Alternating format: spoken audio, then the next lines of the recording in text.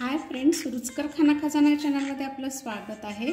मी आज आपल्याला गुजराती कढी कशी करते मी ते तुम्हाला शेअर करणार आहे। त्यासाठी ते मी 4 बाउल ताक घेतलेला आहे। आंबट ताक नाही चालत, त्याला थोडंसं गोडसरच ताक घेतलेलं आहे आणि त्याच्यामध्ये मी हे पाव वाटी बेसन पीठ ॲड करते। हे व्यवस्थित आपल्याला याच्यामध्ये मिक्स करून घ्यायचं आहे।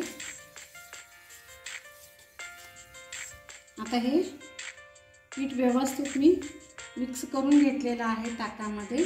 आता थोडासा आपण ओला मसाला वाटून घ्यायचा आहे, तर ते काय आहे ते मी तो दाखवते। आता ओला मसाला आपल्याला वाटून घ्यायचा आहे। त्यासाठी मी 2 हिरव्या मिरच्या घेतलेल्या आहेत आणि 4 पाकळ्या लसणाच्या घेतलेल्या आहेत।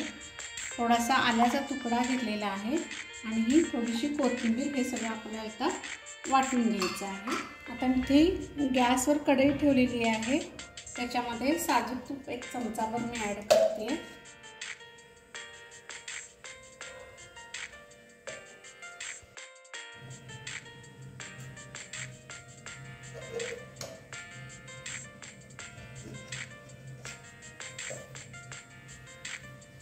आता याच्यामध्ये थोडंसं तूप गरम झालं की आपण बाकीचे फोडणीचे साहित्य घालायचे आहेत। आता तूप गरम झालेलं आहे। याच्यामध्ये मोहरी घातलेली आहे,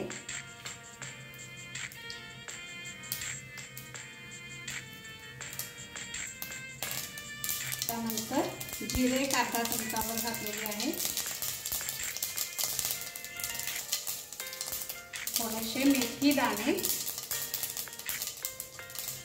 आणि इथे 4 मी लवंगा घेतलेले आहेत। त्यानंतर 4 छोटे तुकडे मी दालचिनीचे घेतलेले आहेत आणि 2 सुक्या मिरच्या आणि इथे कढीपत्ता। आता हे थोडंसं आपल्याला फ्राय करून घ्यायचं आहे। त्यानंतर जो आपण हिरवा मसाला जो वाटून घेतला होता ओला मसाला, तो याच्यामध्ये 1 चमचाभर ॲड करायचा आहे। आता हे फ्राय झालेलं आहे सगळं व्यवस्थित। थोडासा गॅस बंद करते मी करपेल्यासाठी। त्यानंतर याच्यामध्ये ॲड करायचा तो आपल्याला हिंग ॲड करायचा आहे, थोडासा जास्तच।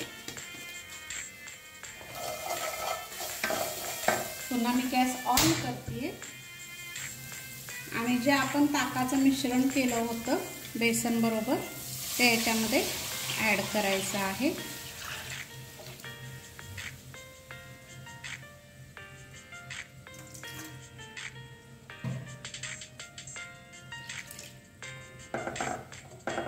याला छान असं उकळी येऊ द्यायची आहे आपल्याला।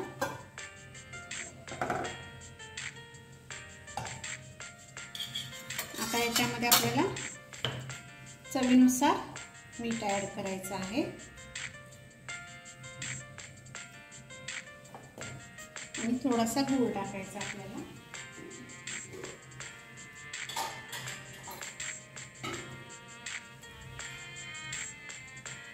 आता मी इथे थोडासा गूळ ॲड करते, त्याला चांगली उकळी येऊ द्यायची आहे आपल्याला। अशा पद्धतीने ही कढी आता उकळलेली आहे। 1 मिनिटानंतर आपण हा गॅस आता बंद करायचा आहे। अशा पद्धतीने ही आता कढी तयार आहे। अशा पद्धतीने ही गुजराती कढी तयार आहे। लग्न समारंभामध्ये पण ही अशी केली जाते गुजरातमध्ये। तर ही माझी रेसिपी तुम्हाला कशी वाटली ते कमेंट करून नक्की सांगा आणि माझी ही रेसिपी आवडली असेल तर माझ्या चॅनलला सबस्क्राईब करा, लाईक करा, शेअर करा, कमेंट करा, बेल आयकॉन जरूर प्रेस करा। थँक्यू।